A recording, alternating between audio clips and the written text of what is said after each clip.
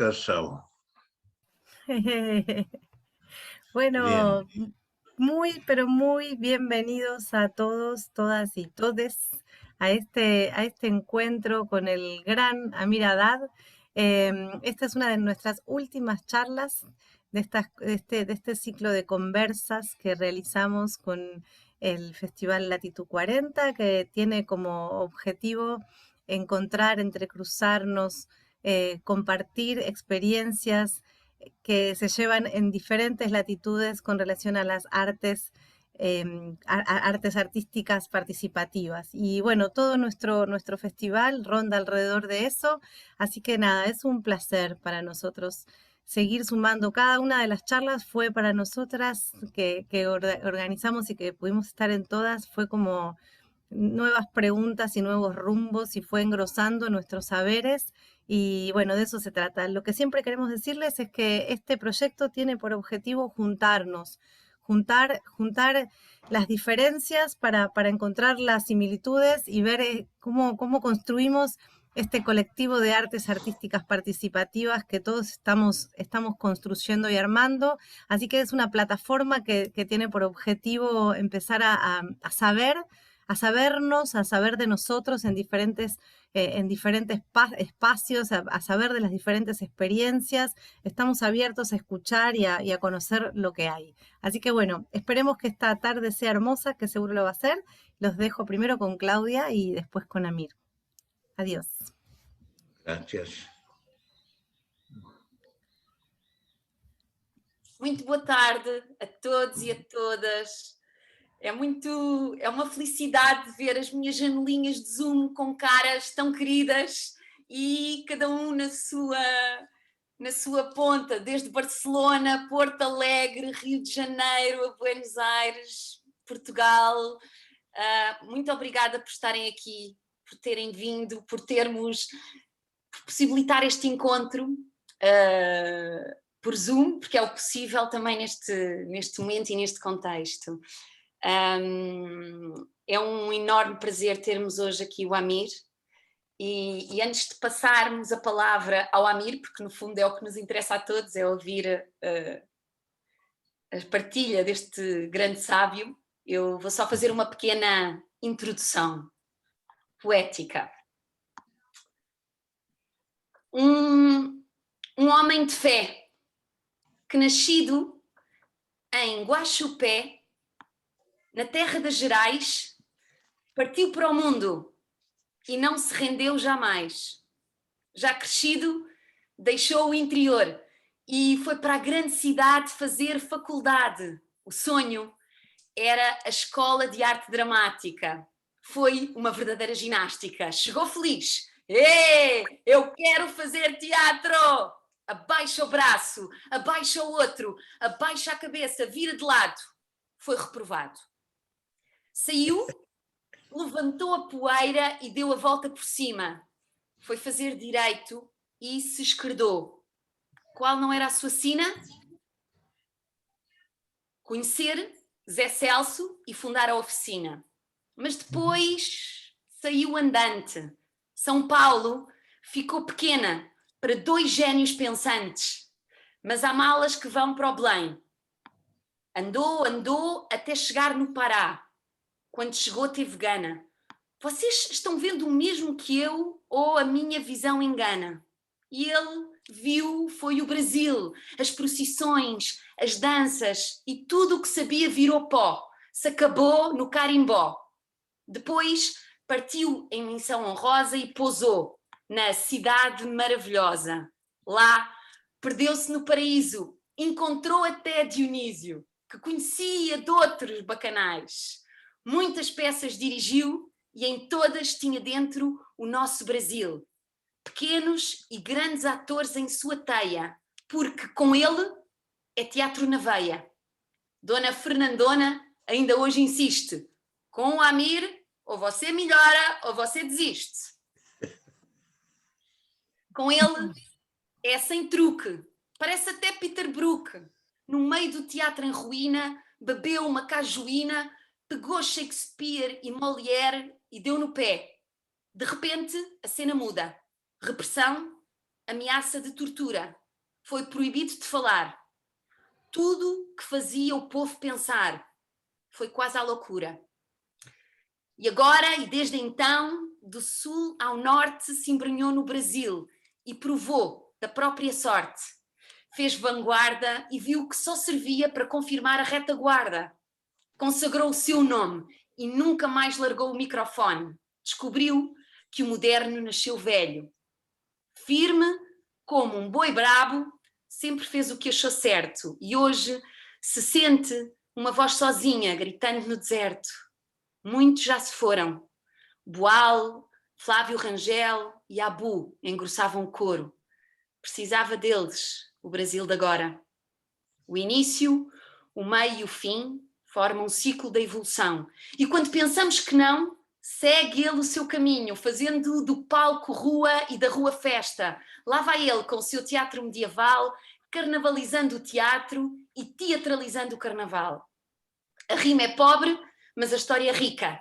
A vida passa e o amor é que fica. Os seus pais vieram das Arábias, país do sultão. Filho de Jorge e Nassima, descendente de Abraão. Amir Haddad é o nome inteiro. Para quem não sabe o que quer dizer, é Príncipe Ferreiro. Bem-vindos a todos. Amir, obrigada, querida Giovana Pires. A Giovana deu-me este presente. Foi ela que escreveu, a rima não é pobre, é magnífica. Obrigada por este presente. Amir Haddad com todos vocês, hoje aqui no Latitude 40. Eu estou encantado, Cláudia, com a sua fala e mais ainda surpreso de saber que foi a minha querida amiga Giovana que produziu esse texto tão lindo.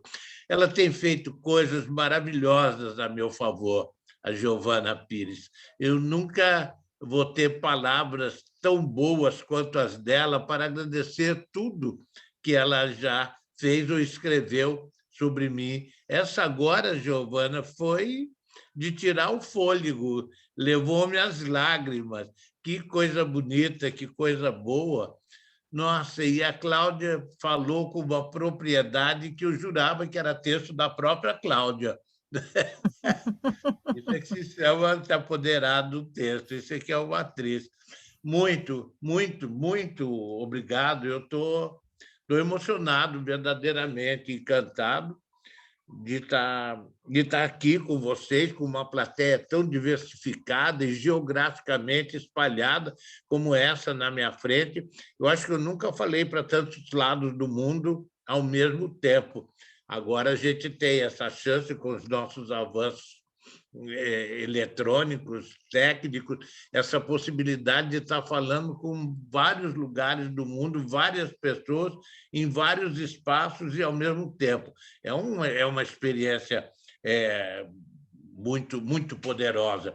Eu, pelo contrário, estou acostumado a falar para várias pessoas no mesmo lugar, concentradas num ponto de uma cidade. Não é nem para a cidade inteira. Sei que estou falando com a cidade inteira, mas a cidade está ali em volta de mim, naquele círculo que a gente chama a nossa gira, a nossa roda de trabalho. Quando está na rua, se apresenta, ele abre uma roda e o povo se organiza em torno do trabalho e as coisas vão acontecendo e o mundo se cria ali na praça, naquele momento. Então, estamos todos lá. Agora, aqui é uma roda gigantesca, uma roda que tem amplidão do planeta, quase, não é? E eu estou aqui com vocês, junto de mim, à minha volta, reunidos em meu nome, não é? Eu fico muito satisfeito, mas com medo também, com o tamanho da responsabilidade. E agora, se eu falar bobagem, não é? Aí pronto, o que eu construí em 80 anos de trabalho vai tudo por água abaixo. O mundo se desinteressa de mim e amanhã está todo mundo dizendo Haddad desapontou. E pronto, e eu volto para um lugar desconhecido e vou ter um triste final, em algum lugar aqui do Rio de Janeiro. Então, eu me sinto diante de uma prova de fogo. Giovana, você fique atenta. Se eu fizer alguma bobagem, você fala, Mir, não é isso, você sabe que você tem que me ajudar, tá bom? Já fez esse texto tão lindo. Meus amigos, eu estou muito feliz de estar aqui com vocês. E estou realmente emocionado, preocupado, pensando por onde eu entro, por onde eu falo, por onde eu começo, né? E pelas coisas todas que eu faço, que eu sempre fiz, pelo que eu ouvi que vocês disseram agora, por outras informações que vocês já me passaram antes e tudo, eu fico pensando que não há crescimento individual fora do coletivo. Essa é uma coisa absoluta na minha vida e no meu trabalho. Mas também, ao outro lado, é muito importante. Não há crescimento coletivo sem crescimento individual. Essa é uma coisa que norteia todo o meu trabalho de grupo, minha maneira de trabalhar com os atores, minha maneira de fazer o espetáculo, a minha maneira de empoderar as pessoas que trabalham comigo, sempre com a ideia de que o coletivo não terá nunca força suficiente se não houver indivíduos poderosos. E os indivíduos jamais terão poder se não houver uma coletividade que os apoie e os estimule a continuar. Eu falo isso para deixar bem claro que, quando eu falo em coletivo, não estou falando em massificação, de jeito nenhum. Né? A gente pode pensar, falar em coletivo e uniformizar tudo e ficar todo mundo igual, massificado, e ter uma manifestação uníssona coletiva. A coletividade, para mim, é um coral, é um conjunto de vozes próprias que soam harmonicamente, apesar de estarem soando ao mesmo tempo. Então, não há como você desistir da sua ressonância em nome do outro. Eventualmente, você tem que saber, entende, do que você tem que desistir quando você está num coletivo, entende? E o que você tem que manter para que aquela coletividade continue, né? Fazer um espetáculo é um pouco resolver essas questões, não é? O que é importante para a coletividade, que é o espetáculo, o que é importante para você como indivíduo, o que você, como ator, mantém e é seu, e o que você coloca a serviço da coletividade, que é o espetáculo, que é a manifestação coletiva. Então, o que cada um de nós podemos fazer dentro dessa organização afetiva extremamente complexa, entende, que é a produção de afetos dentro de um coletivo de trabalho com a finalidade de ter um produto final, um produto maravilhoso, que é o espetáculo, que é a forma mais sofisticada, na minha opinião, de organização do ser humano. Pessoas que se unem com o seu universo inteiro e adaptam tudo isso que elas têm em nome de uma outra coisa que vai chegar, que é diferente delas, mas só existe ali porque elas estão ali. Entende? Não desistem da sua identidade, mas constroem uma outra possibilidade humana pelo exercício conjunto das possibilidades de todos que compõem aquele grupo. Eu venho trabalhando nessa ideia de coletividade a minha vida inteira.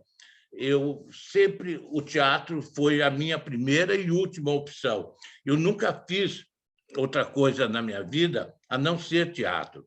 Eu sou mesmo uma pessoa com uma deformação profissional, entende? Eu só sei fazer isso, só faço teatro, faço bem, faço cada vez melhor, eu imagino, quero crer, quero fazer, mas eu sempre fiz teatro. Mas você não fez um dia literatura dramática, você não escreveu uma peça? Não, eu faço teatro, eu lido com o ator, eu lido com o espetáculo, eu lido com a manifestação humana. Eu trabalho diretamente com o ser humano em processo de manifestação. Então, eu trabalho com a manifestação. A gente diz, no terreiro de Umbanda, né, que o médium, quando está com alguma entidade, ele está manifestado. Não é? Os meus atores, eles manifestam. Eu trabalho com manifestação como uma entidade se manifesta através do cavalo, que é o médio da Umbanda. Então, eu trabalho com manifestação. Isso é muito importante, porque existe um outro tipo de trabalho, que também é sugerido ao ator, que é o trabalho de incorporação. Meu médio não incorpora, entende? O meu ator não incorpora. Meu ator manifesta, ele projeta, ele expande, ele joga para o espaço todos os conteúdos relativos àquele tema, que assunto que ele está trabalhando, de uma maneira que possibilite uma leitura poderosa. Às vezes, uma leitura à distância você pode passar e ver que tem alguma coisa no ar. É o ator projetando aquilo que ele tem. Então, não está incorporado, não vai para o corpo para ficar de um jeito ou de outro. O meu ator não faz caras, não põe nariz postiço, não faz gesto, nada. Ele manifesta. Ele é a expressão da possibilidade humana de expandir os seus afetos até o limite possível do lugar onde ele estiver, o alcance que ele tem dessa manifestação e do coletivo onde ele estiver instalado. Obviamente, tem limites, você não se manifesta para uma cidade inteira. Mas, trabalhando nas ruas, eu fui testando exaustivamente qual é esse limite, até onde eu poderia chegar com a minha presença e com a minha expressão, com as minhas possibilidades expressivas, até onde eu poderia tocar o outro. E cheguei numa distância muito grande, a ponto de precisar, contra a minha vontade, em determinado momento, usar um meio pós-revolução industrial. Tive que usar um microfone, mas eu sofri muito para usar esse microfone. Eu resisti muito para usar esse microfone, mas eu estava já com uma capacidade física de ocupação do espaço, pela postura íntegra dos meus atores, que o alcance da voz humana não era mais suficiente para comunicar as pessoas em volta aquilo que estava sendo dito. Então, eu muito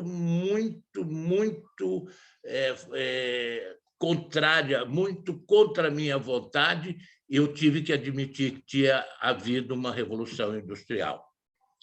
Aceitar a revolução industrial foi uma dificuldade muito grande da minha vida, entende?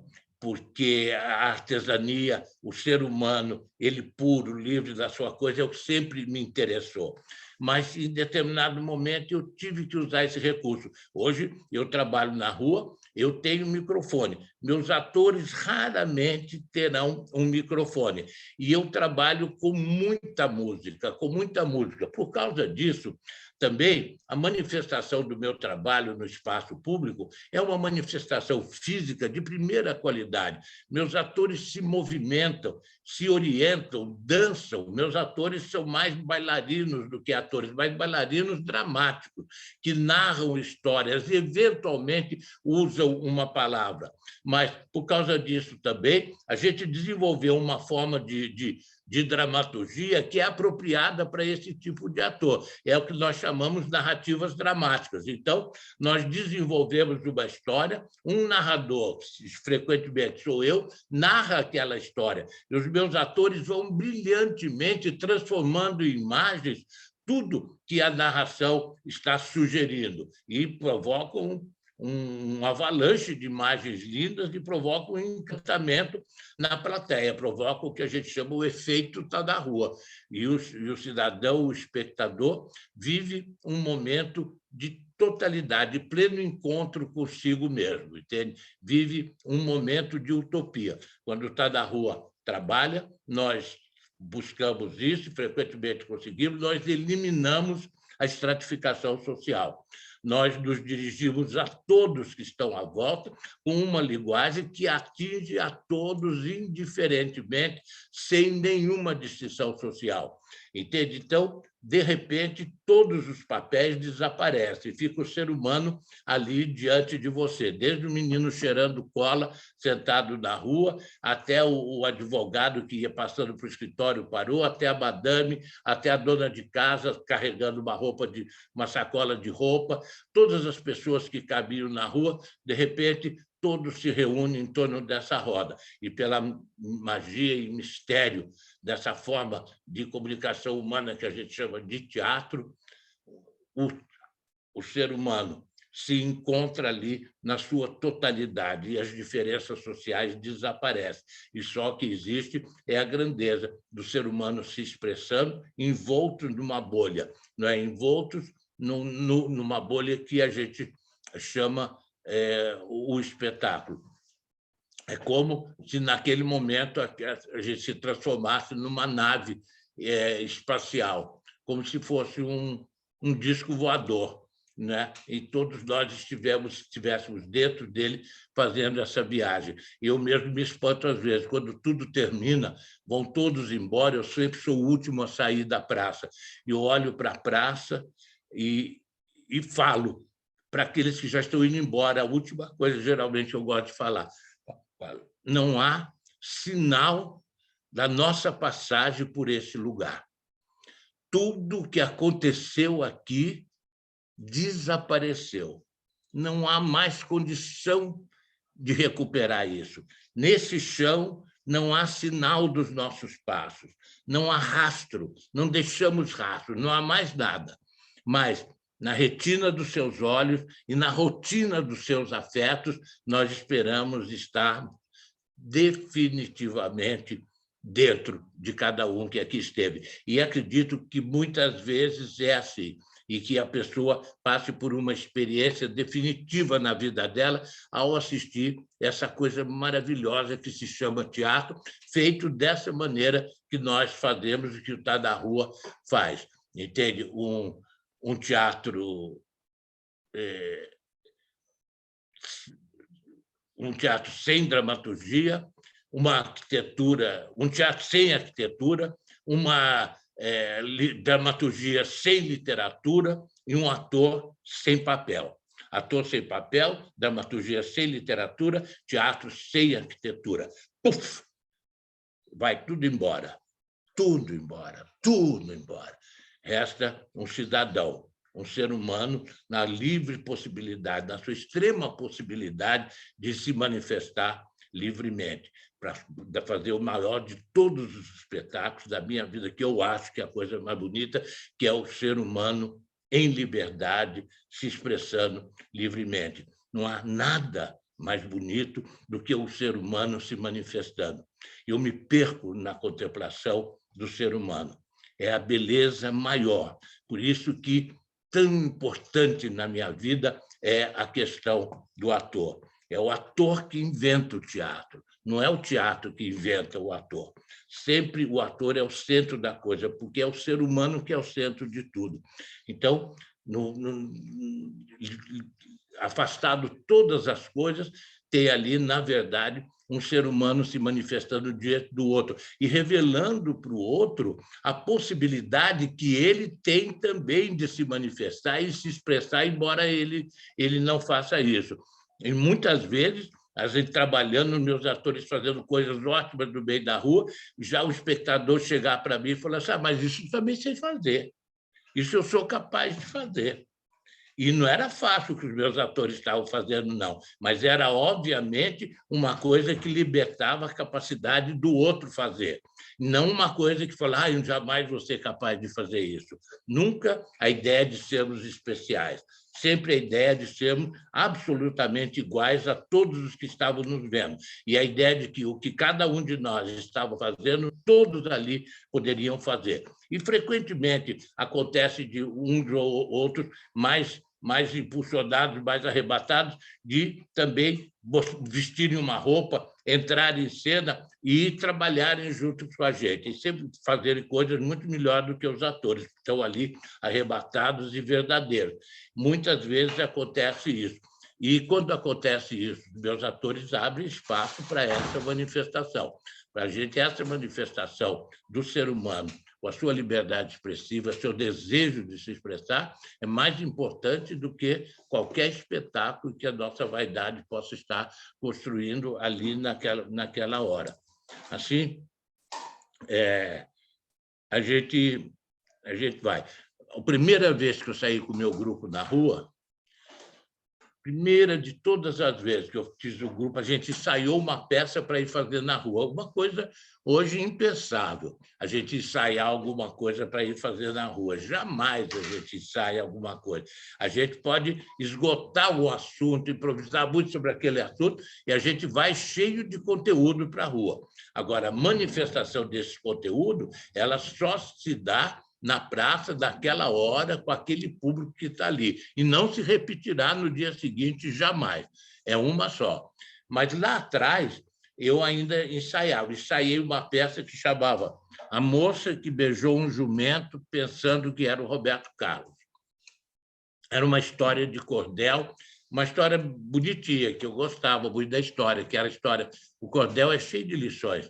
E era a história de uma menina que morava numa cidade do interior e só pensava no Roberto Carlos. Ela odiava os meninos da cidade, não queria namorar com nenhum garoto da cidade, achava eles todos horríveis, porque é só o Roberto. E assim a história vai, e num dia ela está sentada debaixo de uma árvore, tocou uma eletrola, uma vitrolinha portátil que ela tinha, tocando um disco do Roberto Carlos. Então, ela deita e adormece ouvindo o disco do Roberto Carlos.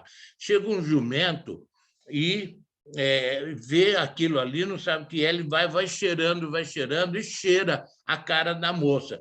Ela sente aquele calor no rosto, ela se sente beijada pelo Roberto Carlos, ela abraça o jumento e beija o Roberto Carlos, jumento. Quando ela abre o olho, ela vê que ela está abraçada com o jumento. Maravilhosa a história. Quando ela percebe que está abraçada no sonho dela, que era o Roberto Carlos, ela estava, na verdade, abraçada com o jumento, ela leva um susto e sai correndo. E o jumento sai correndo atrás dela. Mas os jumentos são donos de um órgão sexual gigantesco. Quando eles manifestam esse órgão sexual deles, é uma coisa muito espantosa. Então, ela atravessa a cidade inteira com o jumento correndo atrás dela com uma piroca desse tamanho. E essa moça recebe a lição da vida dela, porque ela desprezava todos os rapazes da cidade e ela passa por uma coisa dessa. Então, a gente fazia essa história. Eu gosto muito dessa história. Foi o começo das minhas manifestações em praça pública. E ela, então, foi a moça que beijou o jumento pensando que era o Roberto Carlos. Mas, ao contar essa história, a gente começava. Então, a moça estava ali sentada e a vitrola tocando e o Roberto Carlos cantando. Aí eu cantava: vou viajar por toda a noite, por uma estrada colorida, usar meus dedos como açoite e a minha mão mais atrevida. Ia cantando. Quando eu estava já cantando isso, entrou, a gente era muito novo na rua, uma mulher, uma mendiga, bêbada, e continuou a cantar a música do Roberto Carlos. Ela sabia inteirinha a música. E era uma coisa muito poderosa, aquela mulher bêbada, moradora de rua, cantando oh, larará, larirará, estrelas mudam de lugar, chegam mais perto só para ver. Essa canção, e ela bêbada cantando, nós ficamos estatelados, o grupo inteiro, nos afastamos, demos o espaço para ela, e ela ficou cantando e cantou várias músicas do Roberto Carlos. Várias músicas do Roberto Carlos. E nós cedemos o espetáculo para ela. Nada seria melhor que aquilo. Não há ator, artista, teatro que pudesse ter mais força do que aquela manifestação, eventualmente provocada pela gente, mas de uma qualidade sem par. Aí ela cantou, aplaudimos muito e não tivemos condições de continuar o espetáculo, porque ela interrompeu a historinha que a gente estava contando e isso ficou muito difícil. Mas também foi uma lição para a gente. A partir daquele momento, nós temos que desenvolver uma dramaturgia em que qualquer pessoa possa entrar, participar, interferir, fazer o que quiser e ir embora, e a gente vai saber continuar o que está fazendo. A nossa dramaturgia se abriu de uma maneira fantástica. E aí começou realmente a aparecer uma dramaturgia de rua. né? Uma dramaturgia apropriada para os acontecimentos de rua, para o barulho da rua, pelas interferências, entende, que a rua produz e pelas surpresas que o tempo todo você pode encontrar trabalhando na rua e que faz o trabalho na rua emocionante. É sempre um risco muito grande. Então, e dessa maneira o Tá na Rua foi se estabelecendo. E hoje a gente conversa muito sobre um tema, por exemplo, Dia das Mães, era uma coisa que a gente fazia muito. Então, conversava muito sobre Dia das Mães e ia para a rua com aquela conversa. E lá a gente ia dançando, cantando, botando música, e esses assuntos poderiam aparecer e os atores saberiam o que fazer. Eu lembro uma vez que o Papa, eu acho que o Papa veio ao Brasil, a gente conversou muito sobre o Papa e foi fazer um espetáculo sobre o Papa. A gente entrou na rua, começou a mexer, tocou uma música, o público já começou a gritar: é o Papa, é o Papa. A gente nem tinha falado nada, mas eles já tinham entendido que era o Papa que estava por detrás daquela coisa toda. Hoje, a gente, às vezes, vai para a rua sem nada. Vai para a rua com os atores, com a cara, a coragem. A Giovana já viveu essa experiência. E quando eu trabalho nos espaços fechados, eu trabalho também com essa liberdade. Eu não proponho nada. Na nossa escola, na minha sala, na Escola Carioca do Espetáculo Brasileiro, que hoje eu tenho uma escola que tem esse nome, eu tenho toneladas de roupas de teatro, figurinos de peças de vários elencos, de vários espetáculos, doações e doações que as pessoas já naturalmente fazem para a gente. E a gente vai se apoderando desse resto de outros espetáculos, entende? E utilizando nas nossas aulas. A gente costuma dizer que nós tiramos a camisa de força da ideologia para vestir os trapos coloridos da fantasia. Nós rompemos com os conteúdos ideológicos da nossa maneira de sentir, de pensar, de como fomos educados, entende? E nos vestimos outras roupas que nos permitem manifestar conteúdos desconhecidos de cada um de nós mesmos que lá se manifestam. Então, o Tá na Rua tem muita roupa, a Giovana sabe do que eu estou falando, e tem objetos também à vontade, objeto de culto religioso, objeto de violência, armas, e roupas de todos os tipos, de todos os tamanhos, de todos os formatos, todas elas já vividas e usadas. Às vezes, você até usa uma saia como saia, mas uma saia pode ser um turbante, uma saia pode ser uma bandeira, uma saia pode ser uma tenda, uma saia pode ser tudo, até uma saia. Então, essa possibilidade de transformação dos objetos é muito grande para que os nossos atores possam exercer a sua liberdade e fazer se exercitar no seu ofício, sem uma ordem. Nunca dei um tema para os atores desenvolverem da hora, e vão chegando, vão se vestindo, a música vai entrando. Eu tenho um DJ que ele se comporta como o Ogã numa gira de Umbanda. Ele pressente qual é a entidade que está no ar, qual é o santo que está rodando os atores. E ele põe uma música que estimula os atores a manifestar aquilo que está dentro deles. É um DJ das emoções baratas. A gente chama ele mesmo DJ das emoções baratas. A gente chama Cheap Thrills. Nós trabalhamos com as emoções baratas, trabalhamos com música popular brasileira, aquelas que você mais conhece, que mais te falam, sem medo de vivermos nenhum sentimento que a gente possa jogar piegas ou cafona, nem nada, porque são muito verdadeiros. Então, ele vai trabalhando, os atores vão se movimentando e o meu Ogã, que é o DJ, vai botando as músicas que ele acha apropriado. E acaba tendo um nível de acerto muito grande mesmo. E os atores devolvem para ele muito mais do que ele está dando para os atores. E aí se estabelece o diálogo entre o Ogã, o que bate os tambores, entende? E os médios, os cavalos que estão ali se oferecendo, entende? Como montaria para todas as entidades que sobrevoam a sala na hora que estamos trabalhando. As entidades se aboletam em cima dos cavalos, os cavalos corcovam, pulam e saem levando as entidades para todos os lados.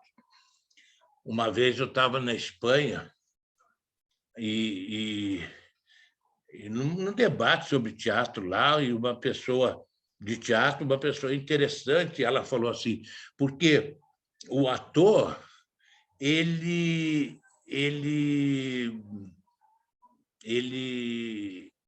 como é que fala quando monta num cavalo?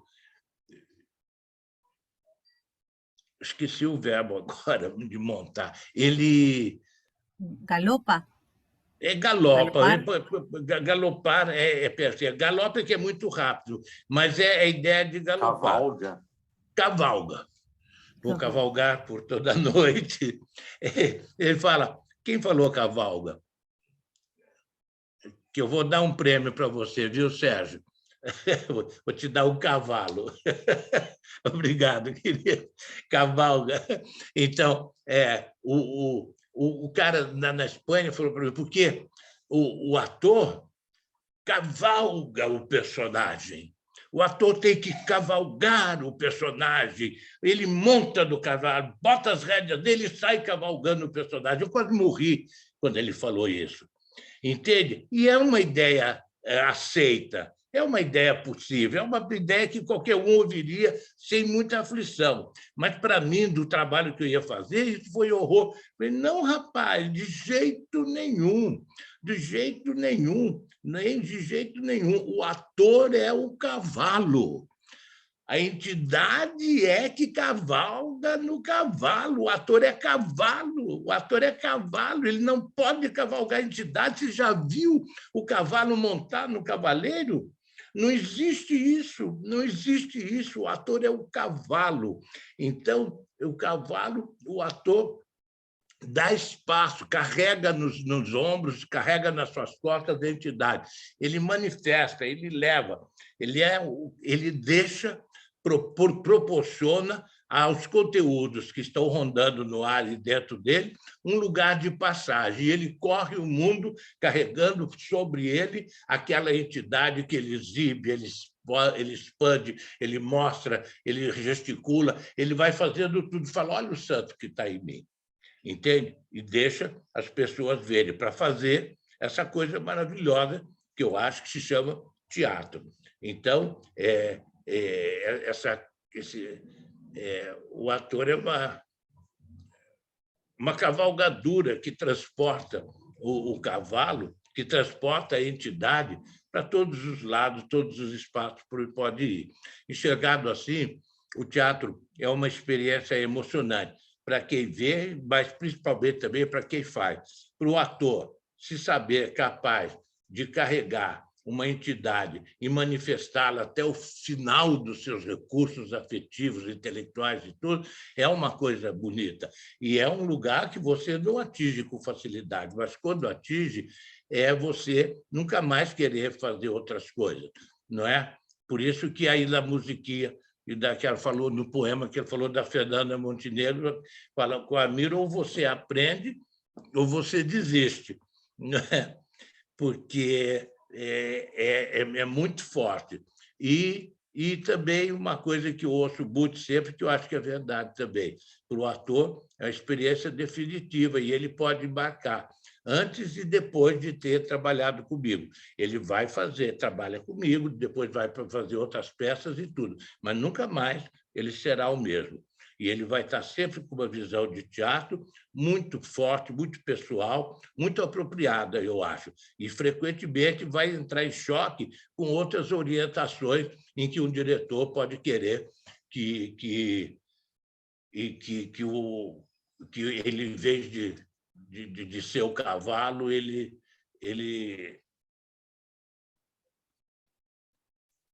cavalgar a personagem, em vez da personagem cavalgar dele, ele cavalgar a personagem.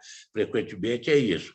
Você vai botar desses personagens, vai botar rédeas desses personagens, vai botar rei, vai botar cela, e você vai sair por aí cavalgando ele. Eu não faço assim. Os meus atores, eles são o cavalo. Carregam a manifestação até o máximo das suas possibilidades expressivas. Isso transforma o teatro, eu acho que numa coisa muito, muito boa.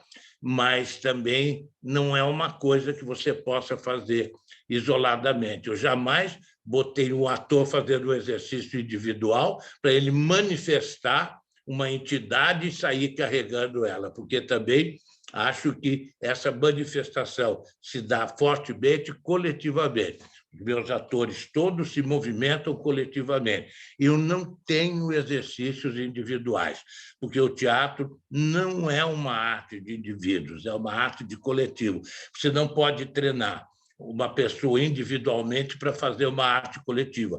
E isso acontece demais, tanto assim que você vai ver espetáculos, não é um continente, são várias ilhas, cada ator é uma ilha mal se comunicando, porque eles são treinados individualmente e não têm nenhuma noção do que é coletivo, do que é essa possibilidade humana de se manifestar coletivamente.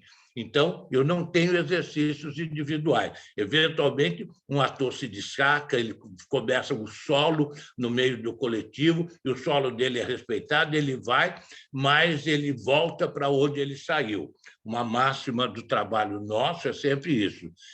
Giovana sabe, do coro viemos, ao coro retornaremos. Não há salvação individual. Não há salvação individual.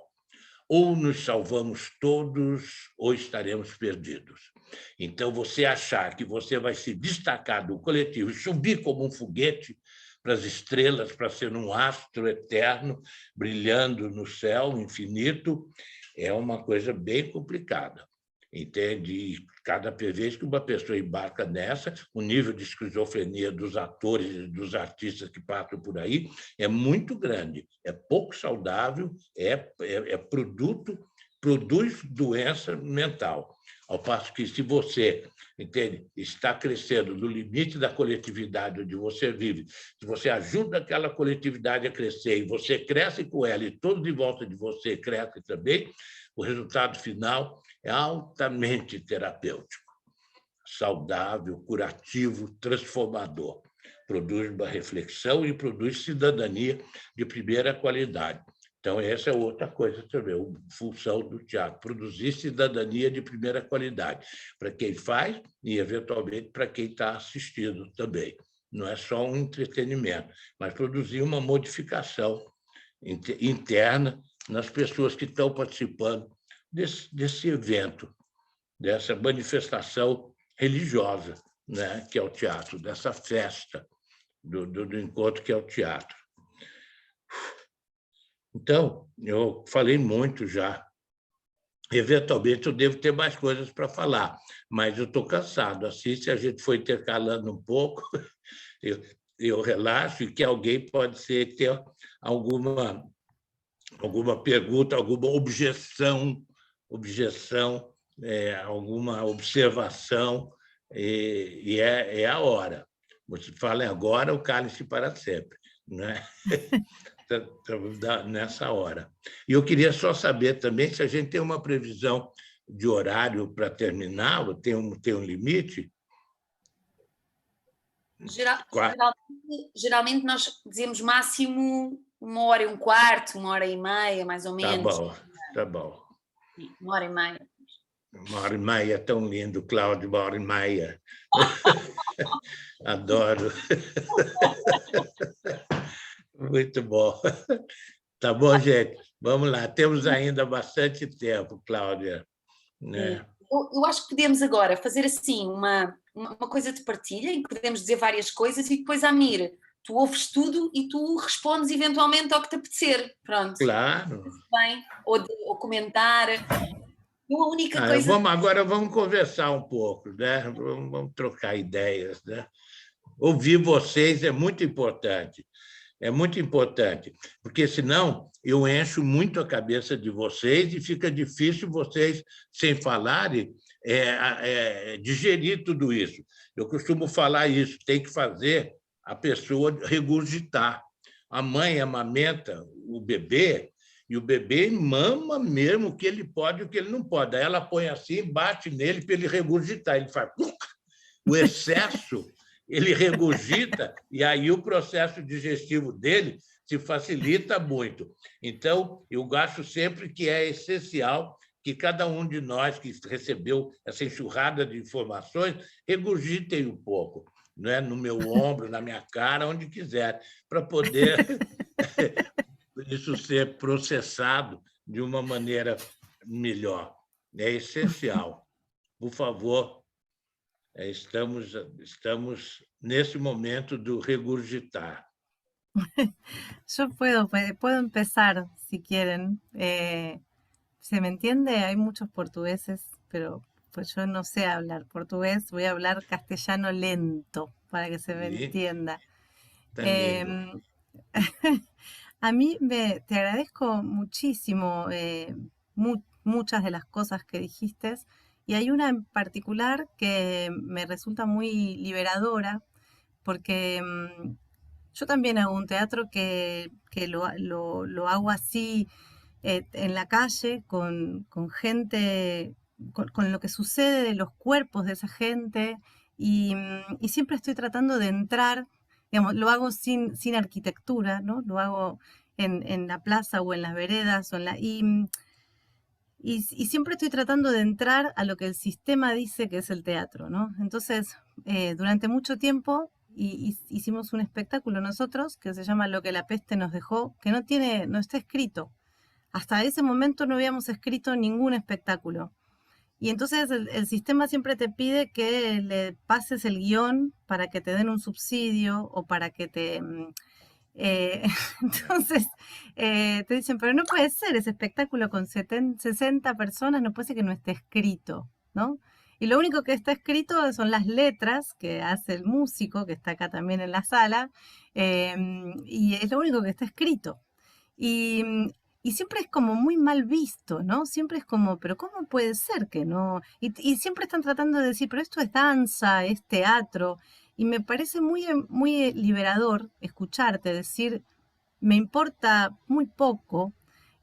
Sí, yo hago un teatro sin dramaturgia o hago una dramaturgia sin literatura, o sea, hay una dramaturgia, pero no hay una literatura de esa dramaturgia.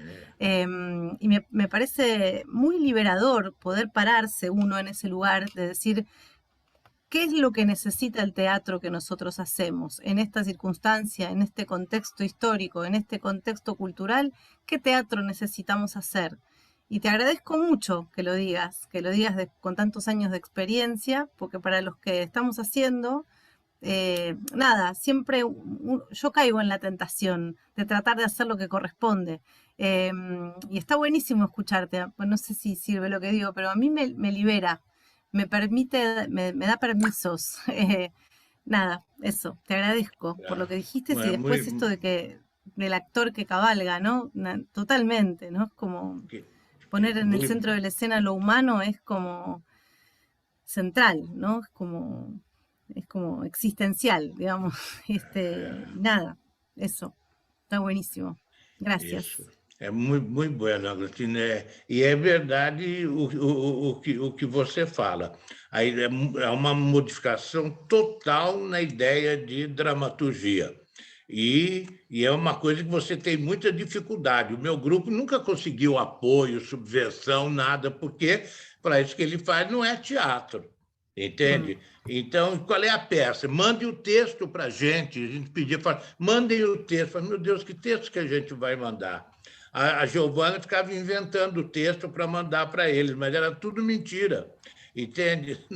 Não tá, manda o texto. Eu falei, gente, mandar o texto, como é que dá? Até que nós fomos percebendo que a gente estava do outro lado da ponte e que não havia mais possibilidade de diálogo convencional conforme a cultura oficial, entende? O pensamento cultural oficial estava acostumado em relação ao teatro, que a gente já estava fazendo muitas outras coisas. Agostinho, eu teve um momento, quando eu radicalizei mesmo e fui para a rua fazer o que eu fazia, eu ia andando numa calçada e vinha vindo um amigo meu na minha frente, ele desviava de calçada e passava para outra, para não encontrar comigo. Eles achavam que eu tinha tomado um ácido na década de 70 e não tinha voltado. Entende? Ele tomou um ácido e não voltou. Entende? Ele foi para o meio da rua e está até hoje fazendo essa viagem. Eu nunca tomei nenhum ácido na minha vida. Eu já sou muito louco, eu não posso botar nada que seja excitante mental, que a minha cabeça vai ser, puf, explode. Para segurar essa já é difícil. Entende? Então, nunca mais as pessoas falam, ele tomou um ácido, o amigo tomou um ácido e não voltou. Porque não podia entender que eu estivesse largado tudo e ido para a rua, no começo sozinho, entende? Com um lenço amarrado na cabeça e depois com um tambor, mas ido sozinho. Primeira coisa que eu fiz na rua, eu sozinho, eu vou contar para vocês, é uma curiosidade. Não tem valor artístico, tá bom? Eu fui para a rua sozinho, eu queria experimentar essa experiência. Fui para o centro da cidade, no Rio de Janeiro, na Cinelândia, que é o coração da cidade do Rio de Janeiro. E ali eu comecei a fazer gesto, a falar coisas, amarrei um lenço na cabeça e começou a juntar gente em volta de mim. Eu falei, e agora, o que eu faço, né? Aí eu não sabia o que fazer, aí lembrei uma história, falei, vou contar uma história que eu sabia. Eu falei que era uma vez de uma freirinha que estava bordando um tecido para o altar da igreja onde ela trabalhava. Então, ela estava bordando, de repente, ela furou o dedo com a agulha, falou, merda, furei o meu dedo. Falei, porra, falei merda, puta que pariu, falei porra, foda-se, eu não queria ser freira mesmo. Entende? Então, esse daí foi o meu primeiro texto na praça. E assim, eu com a coisa ali, o povo em volta de mim, eu falei, porra, fudeu o dedo, puta que pariu. Eu levava longe uma palavrão encadeado nos outros, até ela falava, foda-se, eu não queria ser freira mesmo, entende? E terminava. Essa foi a minha primeira dramaturgia de praça na rua. É bem engraçado. Mas isso eu também se falo. quiser outros, não é? Nossos queridos participantes, ainda por cima há aqui gente, uma plateia tão especial, de gente tão especial e bonita. Partilhem, que gostávamos de nos ouvir também, acho eu. Eu queria... Gente, que coisa linda, Cláudia, Mir, Montserrat, gente de todo canto, que delícia, fiquei muito emocionada também, viu? Com o poema dito com esse sotaque que eu amo, viu, Cláudia? Eu queria ter um pedido para o Amir, que eu gosto sempre de ouvir ele falar sobre síndrome da Carmen Miranda, que eu acho importante falar, sabe, Amir, para a galera do teatro europeu, né? Enfim, você quer falar? Posso falar. Síndrome da Carmen Miranda é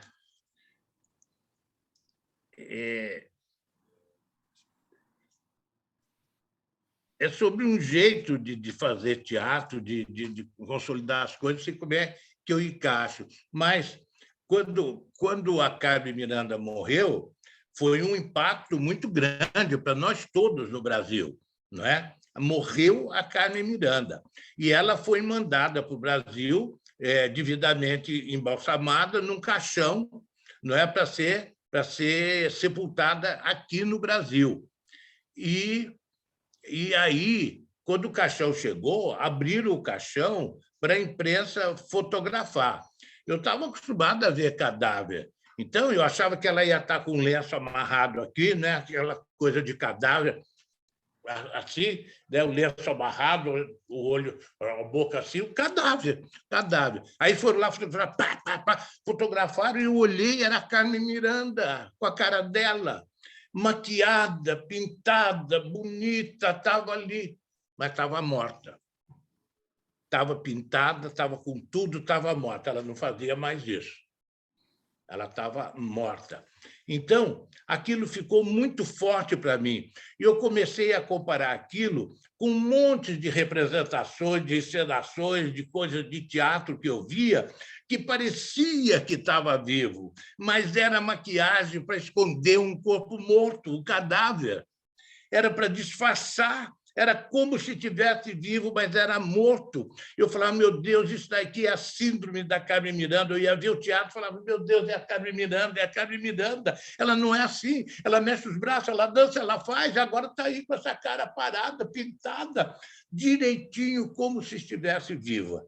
Não é? Então, eu comecei a ficar muito incomodado, porque eu detectava nos espetáculos, entende? Essa maneira de maquiar a morte. Era a morte maquiada, entende? Por mais maquiada que estivesse, era a morte. Era a morte. Então, esse compromisso com o teatro morto me incomodava muito. O Peter Brook chama o morto, ele usa essa palavra para um certo tipo de teatro, o morto. Ele fala, você quer saber se o teatro está vivo ou morto? Você coloca uma criança na plateia. Se ela ficar olhando, está vivo.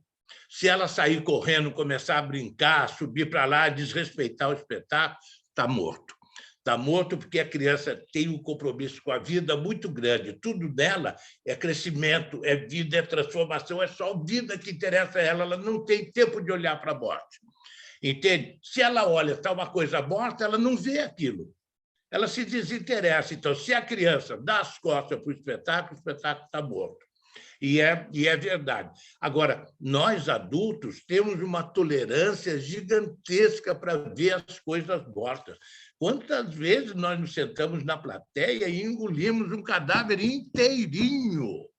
Inteirinho mesmo, entende? Fala, caralho, e vai, ainda depois ainda tem a gentileza, porque tem que ter, cumprimenta e tal, mas você vê o tamanho do cadáver que está ali. Entende? Isso é uma coisa que me incomodou sempre muito, essa síndrome da Carmen Miranda. Eu falei, eu não quero mais nenhum compromisso com a morte. Entende? Eu não quero teatro na minha vida. Eu quero vida no meu teatro.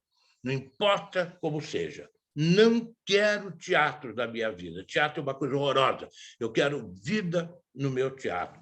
Entende? Aí começa a mudar todo de que maneira você trabalha para estar em perpétuo contato com a manifestação de vida em cada um de nós e fazer um teatro que seja assim. E aí você rompe com todas as formas, você produz conteúdos e trabalha com liberdade, você rompe com dramaturgia, você rompe com arquitetura, rompe com tudo. Eu comecei descendo do palco, o ator falava com a plateia, falava, depois descia para a plateia, depois eu fiz o ator descer para a plateia, botei a plateia do palco, depois tirei a plateia do palco, tirei as cadeiras todas do teatro e os atores de povo ficavam todos misturados no espaço só, sem lugar para sentar, sentava como fazia tudo, até que não dava mais entre quatro paredes, não dava mais. Puf! Tive que explodir e ir para a rua.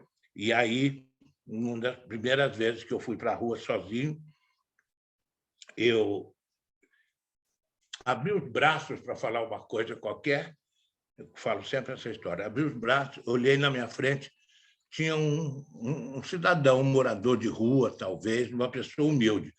E eu, de braços abertos, assim, ele olhou para mim e sorriu. Quando ele sorriu, ele não tinha nenhum dente aqui.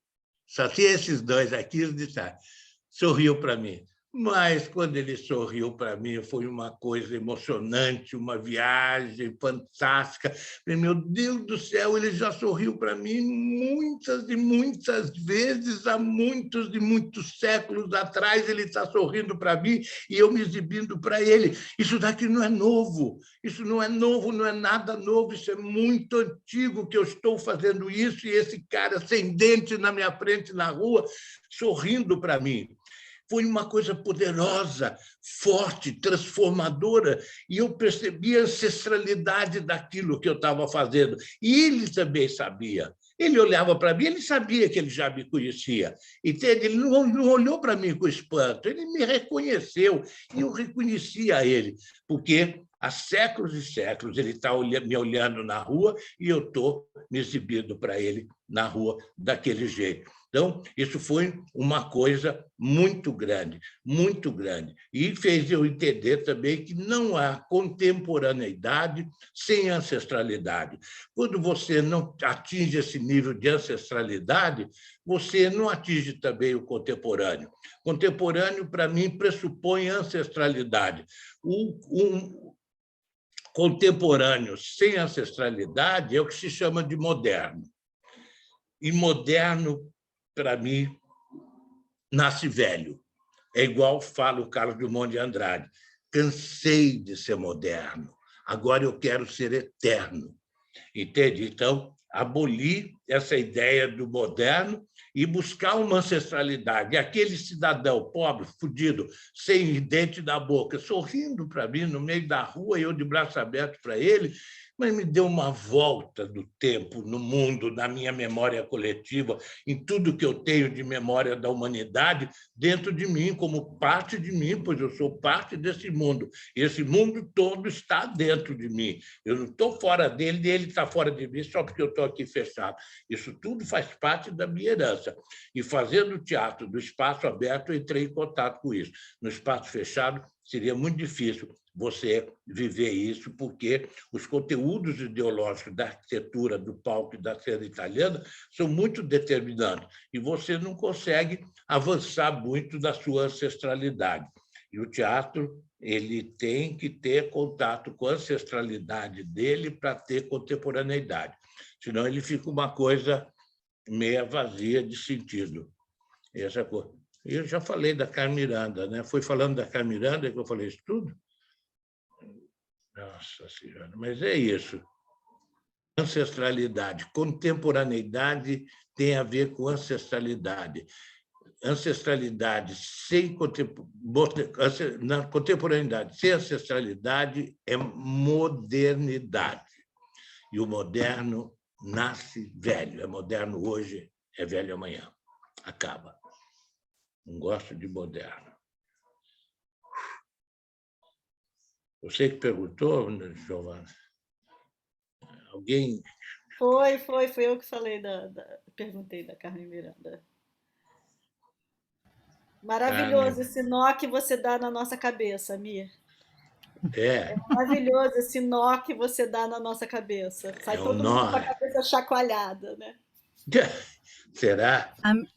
Eu estou achando que eu estou falando tudo tão bom que eu estou desatando todos os nós que estão liberando a mente de vocês.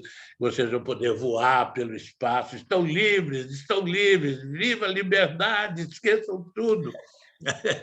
A ideia é essa, mas é difícil. Mas é isso mesmo. Às vezes, antes de voar, é preciso desatar uns quantos nós, Amir.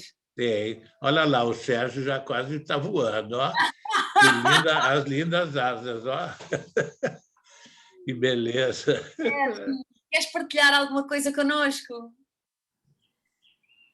Eu partilhar. Eu quero falar em português, quero falar em catalão para os catalães, quero falar em castelhano para os castelhanos espanhóis, quero falar em português com o Amir. É um dado interessante. Eu me criei no teatro profissional com a ideia de cavalo, né? Com cavalo e um conhecimento de terreiro. É um conhecimento cultural de matriz africana que, mesmo que você não frequente o terreiro, se você entender essas forças, as forças dos orixás e dos que abrem o caminho entre o orixá Pombagira, o Preto Velho, essas figuras são muito, muito importantes. No Brasil, elas são muito fortes e a gente não pode só incorporar o que é colonizado e esquecer essa presença aí que está na praça, né? No artista da praça e no público da praça. Eu até há pouco falei sobre isso, porque eu assisti mais uma vez uma fala. Em francês eles chamam griot, mas na África eles chamam djeli, os djelis, os contadores de história do lugar público. E há pouco eu escutei Toumani Kouyaté, que é da linhagem dos Kouyaté, que o Sotigui Kouyaté fazia parte também. E quando eles falam, eles te ensinam muito também sobre esse estar nesse espaço público, aqui e agora, né? Como o Amir fala, dentro de uma, digamos, de uma proposta que é muito própria dele. Mas o assunto cavalo, e eu uso o cavalo, para mim é presente, assim, me acostumei com esse... E esses tempos estava fazendo um curso com uma professora da Argentina, de Buenos Aires, talvez seja conhecida de alguns, a Raquel Sokolovitz. Ela dá cursos de palhaço, né, de clown. E eu tenho encostos, assim, se eu viro para um lado, salta um português, eu viro para o outro, salta um catalão, eu boto o barret, e aí já salta um senhor lá de Olot, a minha amiga Monte, sabe? Eles são encostos, que eles estão muito próximos de mim, e eles vêm fácil. Eu uso um determinado figurino, eles aparecem. E nesse curso de clown que eu fiz há pouco, surgiu mais um, que é o Afrânio, né? O Afrânio. E eu falei para eles, assim, às vezes eu não estou vestido com o Afrânio, mas eu boto, digamos, a peruca, antes do nariz mesmo, né? Eu boto a peruca do Afrânio e começo a receber o Afrânio. Né? E aí eu falei no cavalo, e eles não entenderam, ela não entendeu, né? Porque vinha dessa tradição, de outra tradição. Mas os outros colegas eram mineiros, de Minas Gerais. Na hora eles entenderam, né, quando eu falei do cavalo. Então, é muito interessante, eu fico feliz de escutar isso agora que o Amir está reforçando, porque é muito presente, e para algumas pessoas que fala isso, elas ficam te olhando assim, cara de paisagem, como se diz, meio...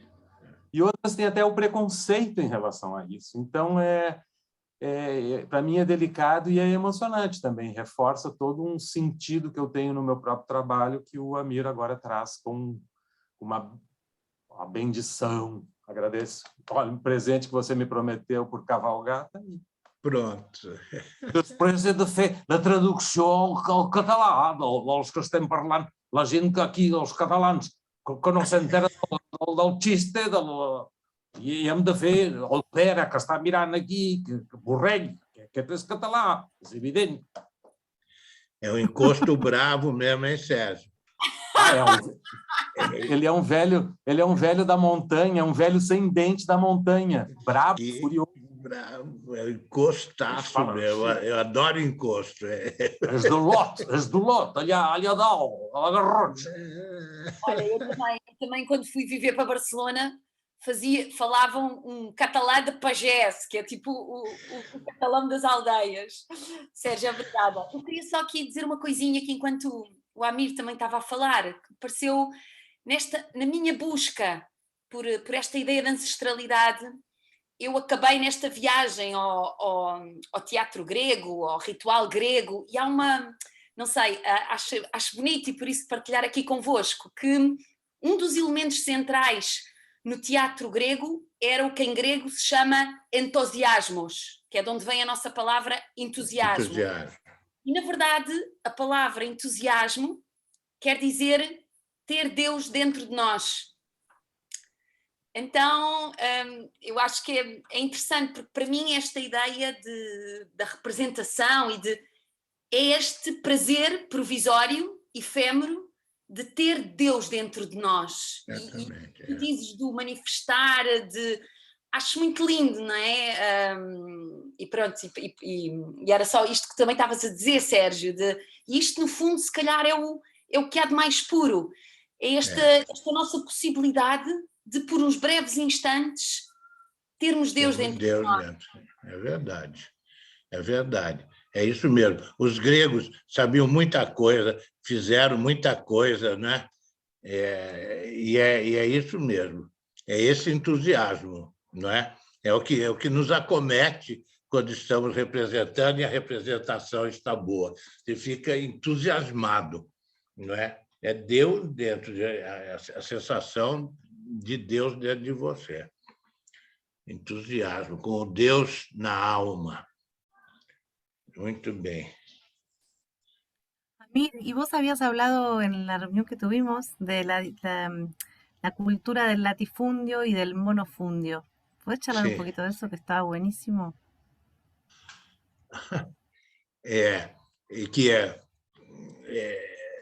A gente vive num regime de latifúndio cultural, né? E as dominações todas se fazem pelos latifúndios. A reforma agrária é uma coisa dolorosa, difícil, buscada, mas pouquíssimo conseguida e realizada, não é? A divisão da terra em tamanhos proporcionais para cada um, para que todos possam ter dela, usufruir, e o resultado para a coletividade ser incrível, e não para uma pessoa só, é uma coisa bastante difícil.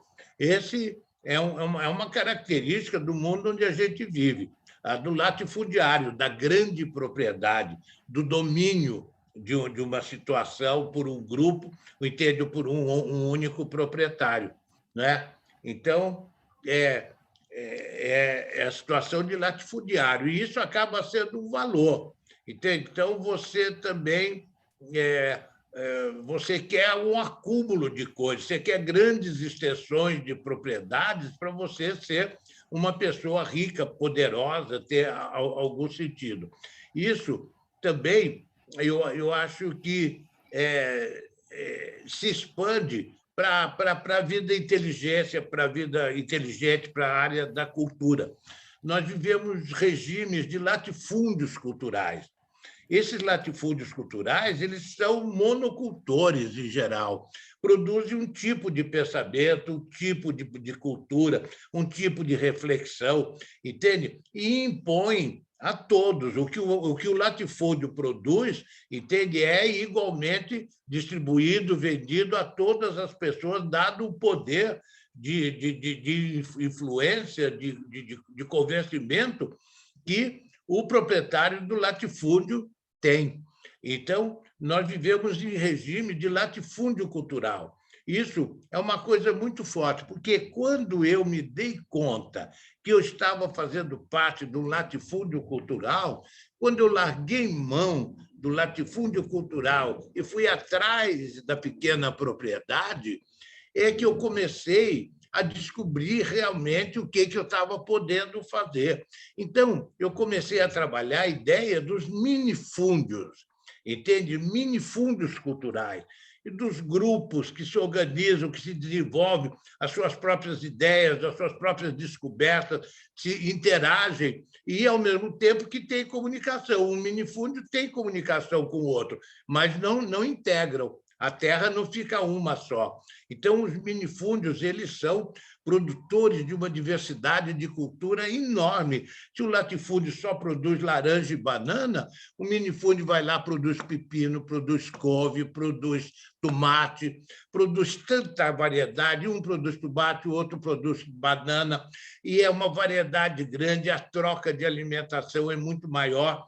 Então, eu venho investindo desde sempre na ideia da estimulação do minifúndio cultural, entende? E não achar que o latifúndio é a solução. Pelo contrário, o latifúndio é uma forma de acachapar o pensamento e transformar tudo numa única coisa. E, às vezes, pessoas interessantes e legais, mas estão tão dentro da ideia do latifúndio cultural, porque pertence ao mundo da cultura do país, da região, seja de onde for, do mundo, entende? E ele está tão dentro do latifúndio cultural e circula tão bem dentro desse latifúndio cultural que não se dá conta que, talvez, se ele se afastasse e desenvolvesse a sua própria cultura no minifúndio, ele poderia descobrir mais coisas a respeito de si mesmo e do mundo onde ele vive do que trabalhando com as regras taxativas, imponentes, determinantes do latifúndio. Entende? O latifúndio tem regras para fazer a sua produção. E o produto acaba sendo aquilo que o latifúndio quer produzir, não necessariamente o que você quer. Então, eu ficava muito aprisionado, porque falei, eu estou a serviço do latifúndio. E eu não vou fazer o que eu quero nunca, porque todo teatro que eu ia fazer, caía no latifúndio. Caía no latifúndio. Cada espetáculo que eu fazia, eu lutava, estava no latifúndio. E o latifúndio me aplaudia, eu ganhei muito prêmio. Eu sou o diretor de teatro mais premiado daqui do Rio de Janeiro, porque o latifúndio gostava do que eu fazia, eu sabia fazer aquilo e botava lá. Mas eu falei, eu não quero mais, porque eu estou sendo chamado para repetir o espetáculo que eu fiz no mês passado. Ninguém está me chamando para fazer uma coisa nova que eu queira fazer. Fala, vem e faz aquilo que você fazia tão bonitinho. faz um daquele que você fez tão bem, que tanta gente gostou, faz um outro daquele que você ganhou prêmio, faz isso. Fala, você, amigo, você não se dá por satisfeito. Você não se dá por satisfeito. Aí eu falei, não me dou. Aí entendi que eu não era obrigado a me dar por satisfeito. Não me dou, não, cara. Foi bom você falar isso. Eu me dou por insatisfeito. Eternamente eu vou me dar por insatisfeito, que me permite fugir do latifúndio, permite investir no minifundo, permite plantar coisas, experimentar sementes novas culturas e ver o que dá, me permite sempre um renascer, um replantio, uma recolheita permanente que me dá vitalidade. Entende? Espero que cada vez mais. Eu tenho 85 anos de vida e me sinto em plena florescência. Então, eu acho que é o fato de eu ter fugido do latifúndio me dá essa possibilidade de extrair da terra todas as suas possibilidades alimentícias e me dá vitalidade. Então, o latifúndio cultural é uma forma perversa de massacre e muito sutil, porque nós temos pessoas interessantes, cabeças interessantes, inteligentes, legais, e que estão inseridos no latifúndio cultural. Não se dão conta e não conseguem fugir. E fugir, às vezes, você paga um preço. Né? Você foi expulso do latifúndio, então fala, então você aqui você não põe mais o pé. Você quer sair, sabe, mas aqui você não põe mais o pé. Aí a pessoa fica com medo, e não vou ter mais terra, não vou ter mais chão, não vou ter mais nada, dá medo mesmo. Mas também dá um prazer enorme você estar livre. Ele fala, caralho, pô, agora é foda-se mesmo, liguei o botão do foda-se, pronto, entende? E aí a vida discorre fluentemente. Eu estou podendo falar isso agora porque eu tenho 85 anos de idade. Tudo isso que eu estou falando para vocês não é teoria. Tudo isso, de uma maneira ou de outra, eu passei por isso. Não aconselho ninguém a fazer isso, entende? Mas eu fiz e faço, e foi muito bom. E eu estou falando do que eu vivi. Eu podia fazer, eu não tinha filhos, eu não tinha família, eu não era responsável por ninguém, não precisava de nada. Se eu me fudesse, eu me fuderia sozinho. Então, eu falei, então, foda-se. E fui adiante, entende? Então, para mim, foi a melhor coisa do mundo. Não sei se cada um seria, mas eu me libertei dessa maneira. Eu já era uma instituição do latifúndio, era a glória do latifúndio, entende? Quando saí, foi quando as pessoas começaram a desviar de mim na rua. Ele tomou um ácido e não voltou. Porque você abdicar do poder é uma coisa bem complicada. A questão toda é poder, né? E eu mergulhei muito nessa história. Eu passei anos estudando duas peças, o Ricardo III, do Shakespeare, e o Galileu Galilei, do Brecht. Elas foram definitivas na minha orientação mais profunda para sustentar as minhas decisões. Eles me ajudaram muito. O teatro salva, o teatro é uma coisa fantástica. Tudo que você precisa tem lá no teatro. Então, o Ricardo III, para mim, se configurou aí na década de 70, quando a gente estava debaixo da ditadura do general Médici. O Ricardo III era aquele tirano, aquele ditador ignorante, era o poder destituído de qualquer saber. O Ricardo III era um homem brutal, impiedoso, sem nenhuma sensibilidade, entende? Sanguinário, e voltado inteirinho para o poder, sem nada. Ele fala, eu sou feio, eu sou coxo, as mulheres fogem de mim, os cachorros latem quando eu passo, eu sou incapaz de amar, não sei tocar um instrumento musical, não sei me deitar na cama de uma donzela, não sei lá, já que eu não sirvo para nada disso, eu vou me dedicar ao poder, entende? E vai ser o tirano que ele foi. O Shakespeare coloca isso na boca do Ricardo III na abertura da peça. O Shakespeare também é uma coisa incrível, né, gente? O Brecht chama ele o velho Bill, mas o velho Bill sabe tudo, tudo. É o Xing, o velho Bill. Você não quer saber de alguma coisa? Pergunta para o velho Bill. abre lá que ele te responde. Então, o Ricardo III fala isso, eu sou feio, coxo. Ele só não falou tenho pinto pequeno e ejaculação precoce, mas é facilmente deduzível. Então, já que eu não posso, eu vou me dedicar ao poder. Esse Ricardo III trabalhou sempre comigo como o poder sem saber. Por outro lado, eu vivia um clima de opressão sobre o governo dessa natureza, como o do Ricardo III, da ditadura brasileira, geralmente, essa coisa toda. E eu tinha muita coisa, eu sabia muita coisa. Eu já era um diretor de teatro com uma carreira feita, sabia muita coisa. Tudo que eu sabia de teatro, eu não tinha condições de botar para frente, porque a realidade brasileira não permitia isso. Tudo isso eu aprendi quando eu dei o curso chamado Reflexão Crítica e Realidade Brasileira.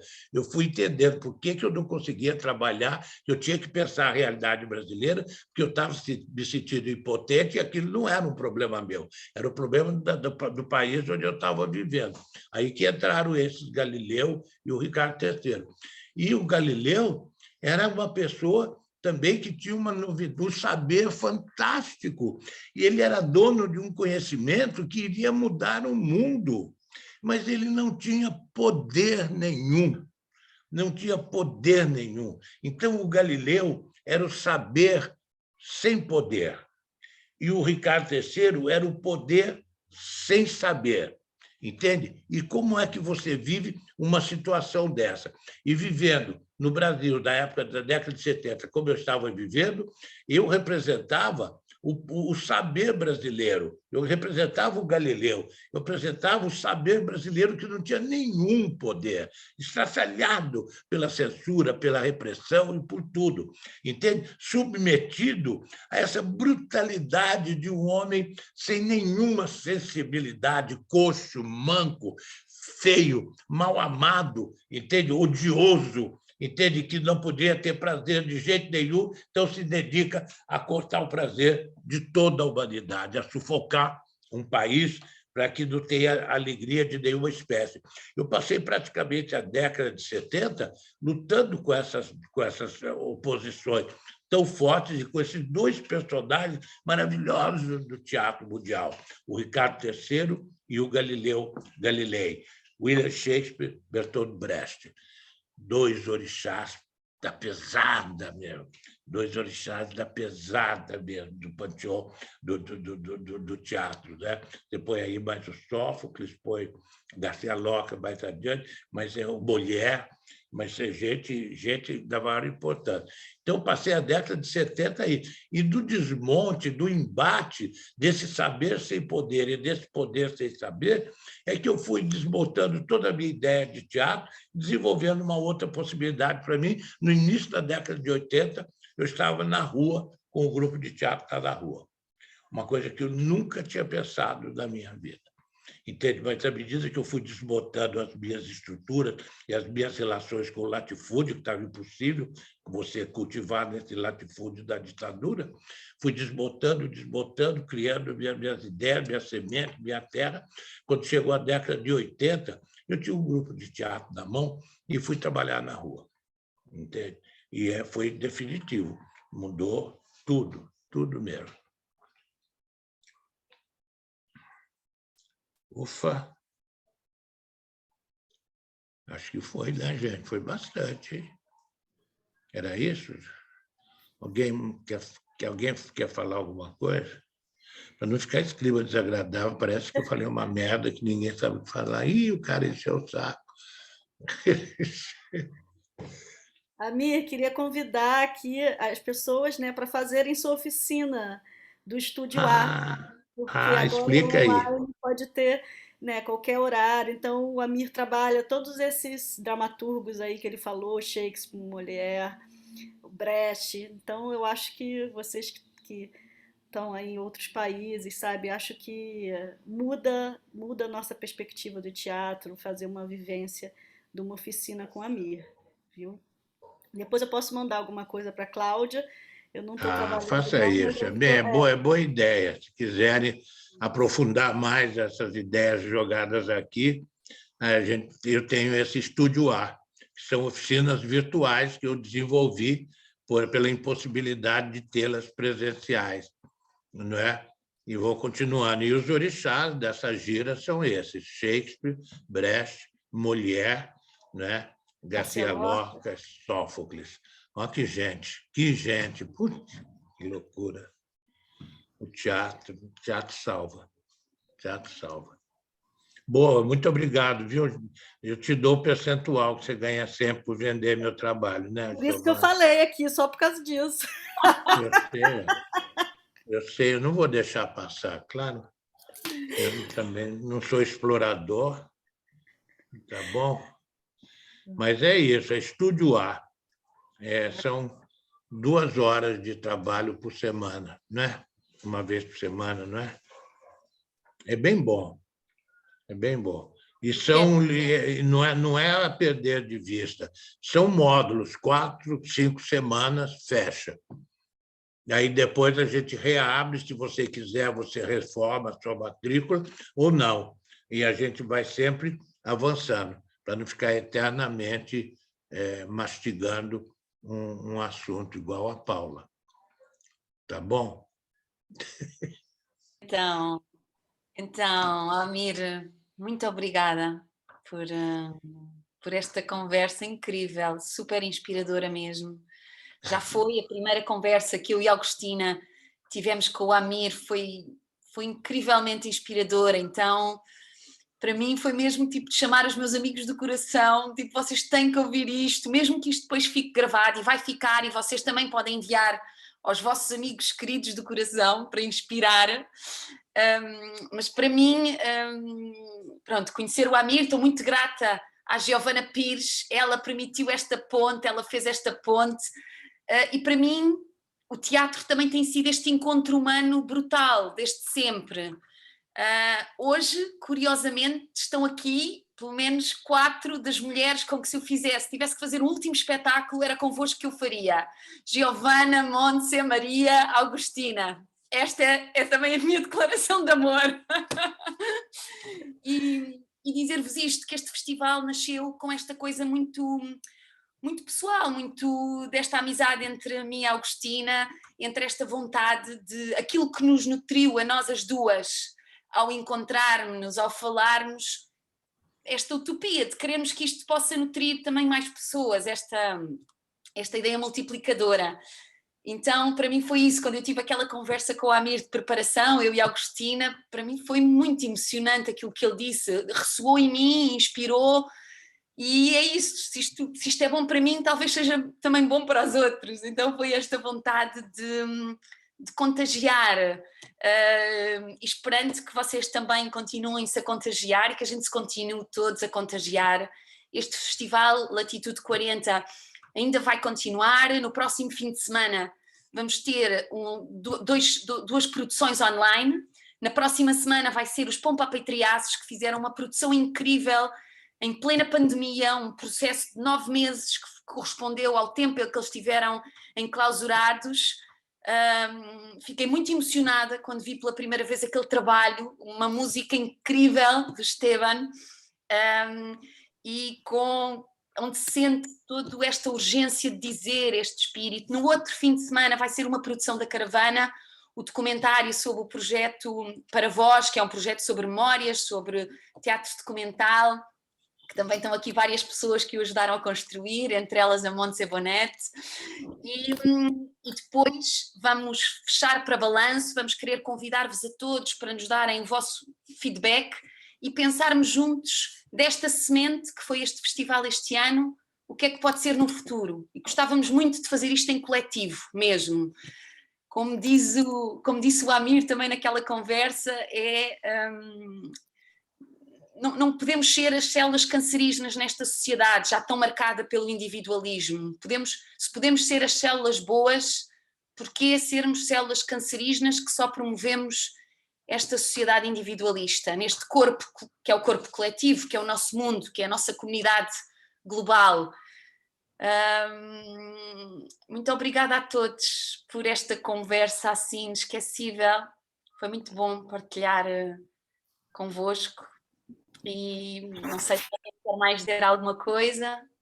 Eu queria agradecer também, Cláudia, o convite, queria agradecer a atenção desses ouvidos tão distintos que me foram emprestados, quero devolvê-los agora para cada um, não é? Espero que não tenham inundado com nada que possa tê-los incomodado, que, pelo contrário, tenha desobstruído os canais auditivos, não é? Agradecer a todos e fazer isso e comunicar que eu estou numa campanha, por causa disso, de me transformar numa lenda viva. Tá bom? Então, vocês puderem fazer, né? Living Legend. Eu vi essa palavra, achei tão lindo, Living Legend. Aí eu falei para o meu pai, eu quero ser isso. Tá? Então, muito obrigado mesmo, Cláudia. Obrigado a vocês todos. Gente linda, gente bonita. É bom saber que o mundo tem pessoas assim e que eu consigo entrar em contato com esse lado da humanidade. Nós somos os minifúndios mesmo, entende? Que somos capazes de solapar os latifúndios culturais, o reino da mediocridade. Continuamos assim e cada um de vocês desenvolva a sua colheita, né? O seu plantio e a sua colheita, e que os frutos sejam orgânicos e da melhor qualidade. Tá bom? Obrigado demais por tudo, minha gente. Tá? Obrigado, Cláudia, sempre. Obrigado, Giovana, tá bom? Eu deposito o dinheiro na tua conta, tá, Giovana? Tchau, gente.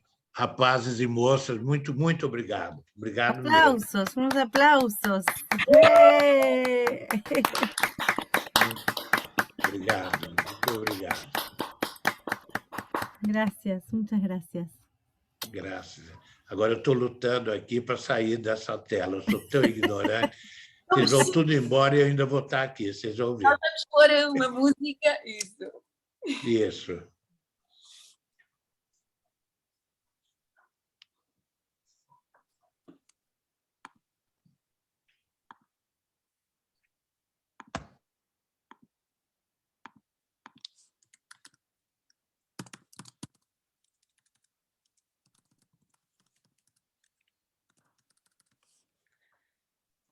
A gente vai ficando para tomar um drink.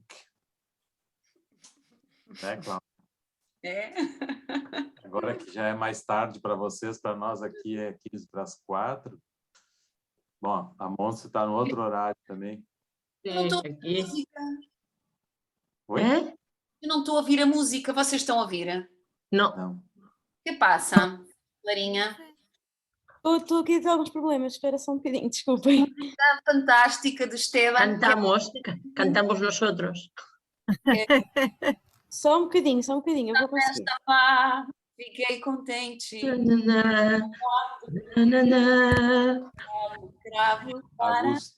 Agustina e Esteban, de onde? Na Argentina, vocês? ¿Qué? Buenos Aires. De Buenos Aires.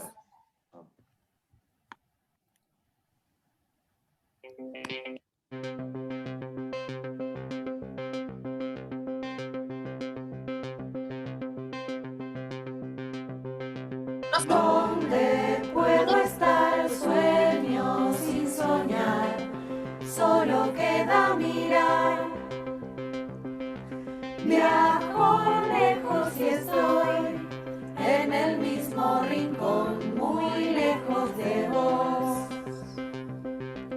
Me dejo flotar en mi soledad, nada puedo encontrar. ¿Quién soy? ¿A dónde voy? Mirando un monitor, queriendo ser yo. Naveguemos en el tiempo, naufraguemos un momento sin saber qué lugar será el que vendrá.